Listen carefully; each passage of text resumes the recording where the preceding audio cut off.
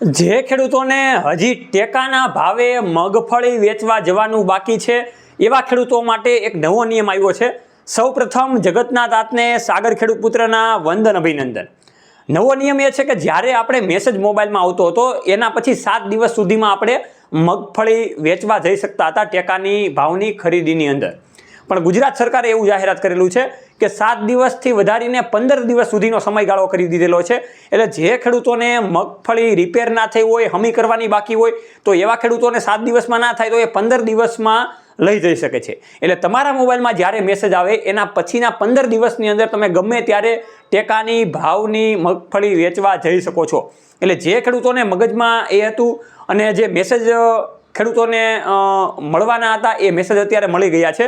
તો 15 દિવસ સુધી મેસેજ પછી તમે ગમે ત્યારે મગફળી વેચી શકશો. આ એક સારો એવો નિર્ણય છે.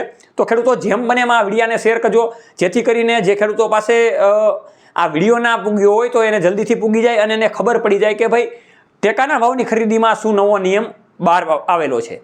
જેથી કરીને જે ખેડૂતોને મગફળી હજી રિપેર નથી થઈ તો એવા ખેડૂતોને પણ રિપેર કરવાની ખબર પડે અને 15 દિવસની અંદર એ મગફળી પોતાની વેચી શકે. એટલે જેમ બને એમાં વિડીયોને શેર કરજો અને ખેતીવાડીની અપડેટ ટેકનિકલ માહિતી લેવા માટે આપણા પેજને ફોલો કરતા રહેજો.